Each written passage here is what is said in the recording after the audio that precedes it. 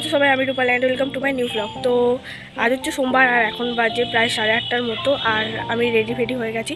তবে আজ ব্লগটা বাড়ি থেকে নয়, এখন আছে আমার বড় মাসির বাড়ি, এটা হচ্ছে বালি উত্তরপাড়া। তো যারা রেগুলারলি আমার ব্লগ দেখো তারা হয়তো জানো যে আমি খুব একটা সাজগোজ করি না কোনো কারণ ছাড়া। তো আজকে আমি একটু অল্প টল্প সেজেছি, তার একটা ছোট্ট কারণ আছে। তো ভিডিওটা দেখতে থাকো লাস্ট অবধি, তাহলেই জানতে পারবে।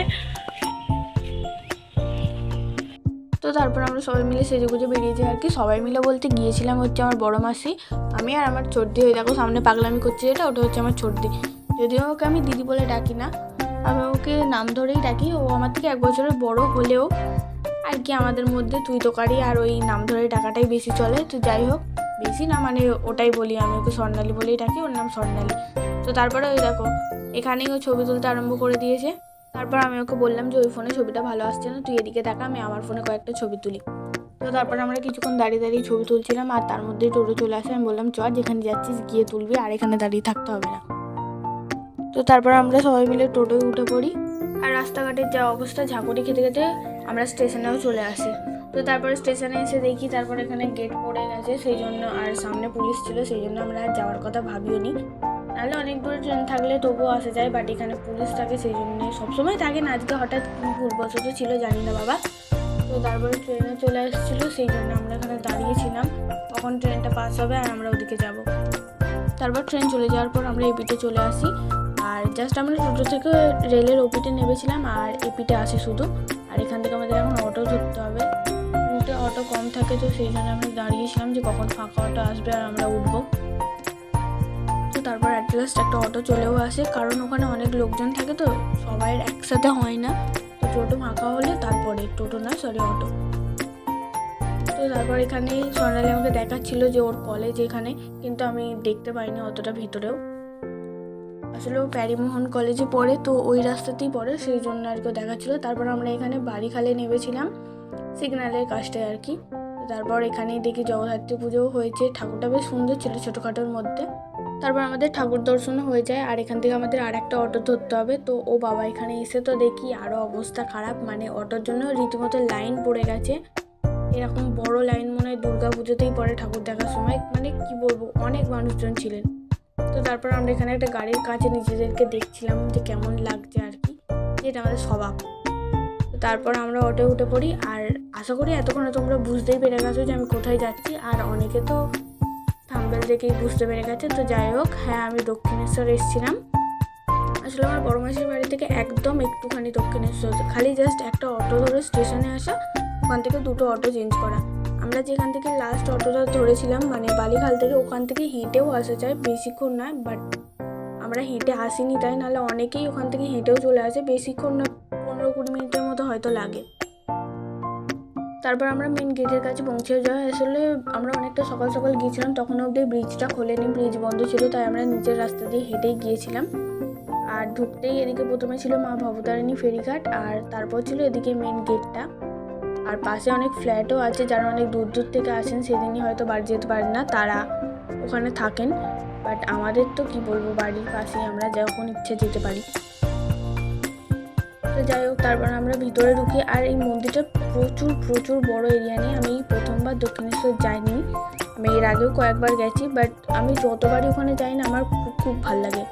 আর ওই দেখো সামনে থেকে পুরো মেন মন্দিরটা অ্যাকচুয়ালি দেখা যাচ্ছে, খুব সুন্দর আসছিল এখান থেকে ভিউটা। তারপর আমরা সবাই মিলে ভিতরে প্রবেশ করি আর কি। তো প্রথমেই তো আমাদের এখানে জুতো বা ফোন যা আছে সমস্ত কিছু জমা দিতে হবে, নাহলে আমরা মেন মন্দিরে ঢুকতে পারবো না। তো প্রথমেই আমরা জুতো ফোন টোন এইগুলো জমা দিতে গিয়েছিলাম। অনেকে বলছিল ফোন জমা নেয় না, সেই জন্যই ভয় পেয়ে গিয়েছিলাম যে বাবা ফোনগুলোকে আবার কি করব। ভাবছিলাম হয়তো কাউকে একটা বাইরে দাঁড়াতে হবে, আর 2জন ঢুকতে পারবো, কিন্তু তারপর দেখলাম না, ওরা ব্যাগ চেক করে ফোনও জমা নিয়ে নেয়। আর এটা হচ্ছে আমি পুজো দিয়ে তখন চলে এসেছি, কপালে সিঁদুরের টিপ আছে দেখেই বুঝতে পারছো। তারপর আমি এখানে কয়েকজন ফরেনারকেও দেখতে পেলাম, আর আমি ওনাদেরকে দেখে ভাবছিলাম যে ওনারা কত দূর থেকে এসেছেন, আর আমাদের পাশেই হয়ে আমরা যেতে পারি না। অ্যাকচুয়ালি যেতে পারি না বা টাইম হয় না, এটা বলা ভুল। কথায় আছে না, ভগবান না টানালে তুমি তার কাছে চাইলেও যেতে পারবে না, সে তুমি যত প্ল্যানিংই করে ফেলো না কেন। সব কিছু তো সায়েন্টিফিক্যালি প্রুফ করা যায় না, তাই না? তাই এই কথাগুলোর হয়তো কোনো প্রুফ নেই, বাট কিছু কিছু জিনিস সত্যি হয়, মানে ভগবান না চাইলে তুমি তার কাছে গিয়ে পৌঁছতে পারবে না, সে তুমি যতই প্ল্যানিং করো, যত বছর ধরেই করো। এমনটা নয় যে আমি প্রথমবার দক্ষিণেশ্বর এসেছি, আমি এর আগেও কয়েকবার এসেছি, বাট আমি যখনই আসি আমার একটা অদ্ভুত ধরনের শান্তি লাগে মনে। মানে কি বলবো, এই জায়গাটা আমার কাছে ভীষণ প্রিয়।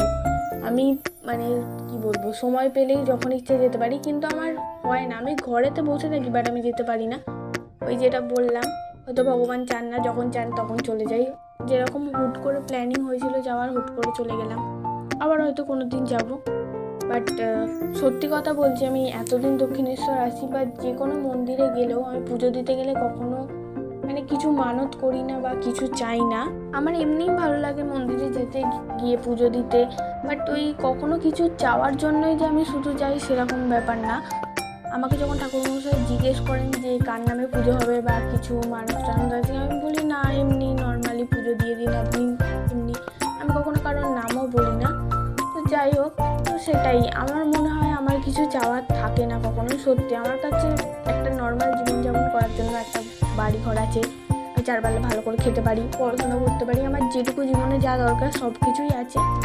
তাই আমার মনে হয় না আমার কিছু চাওয়ার আছে। হয়তো এমন কিছু হয় যে যে মানুষগুলো হয়তো আমাদের জীবনে থাকলে আমাদের জীবনটা একটু অন্যরকম হতো, বা এরকম ব্যাপার স্যাপার অনেক রকমই থাকে, বাট সব কিছু তো চাইলেই পাওয়া যায় না, এটা নিজেকে বুঝিয়ে নেওয়াটা উচিত আর কি।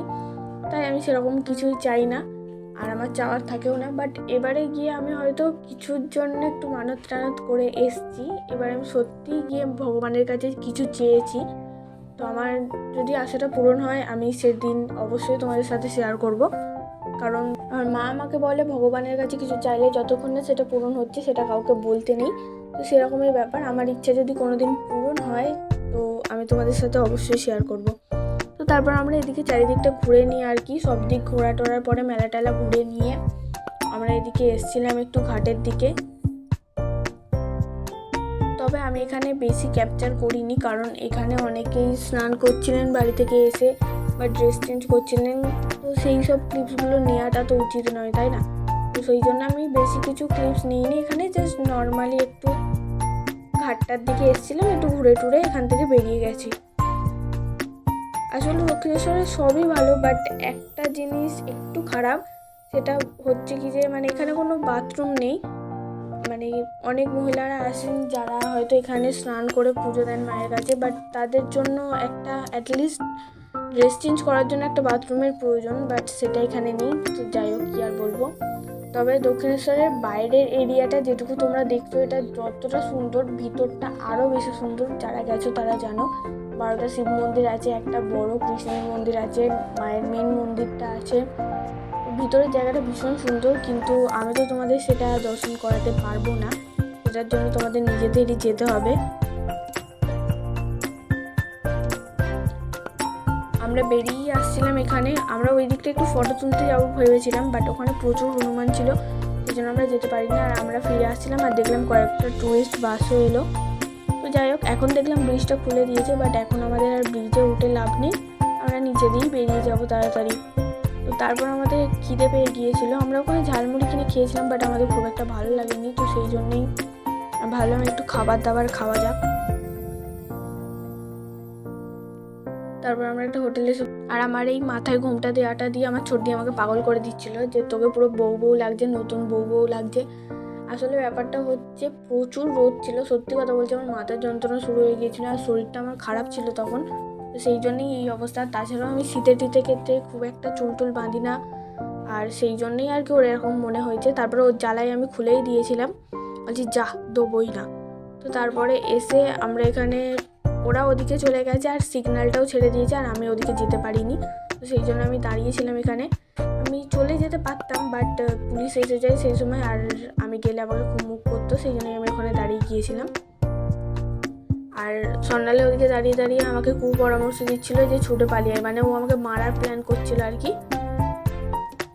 যাই হোক, তারপরে অনেকক্ষণ পর আমি চলে আসি এবারে, আর ওই যে ওইটা দেখো 12 নম্বর গেট, ওটা হচ্ছে মেট্রো স্টেশনের।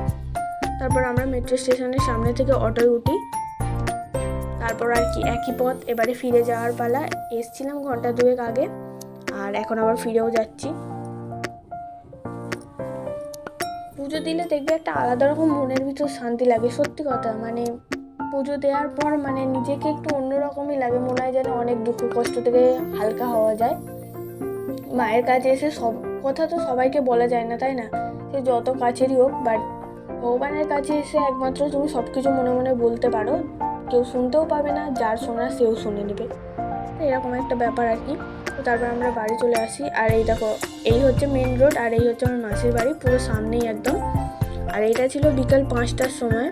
আমি সবে ঘুম থেকে উঠেছি। অ্যাকচুয়ালি আমি উঠিনি, আমাকে ঠেলে ঠেলে তোলা হয়েছে, কারণ এখন আমাকে কজবেল মাখা করতে হবে।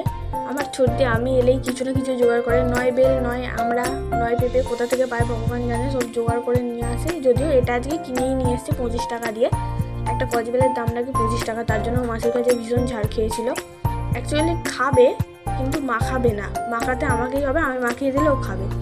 যাই হোক, প্রথমে বেলটা ওই করছিল, তারপরে বললাম তুই ক্যামেরাটা ধর, দেরি হয়ে গেছে, সন্ধেও হয়ে গেছে, মাসি এবারে এসে ঝাড় দেবে, আমি তাড়াতাড়ি করি।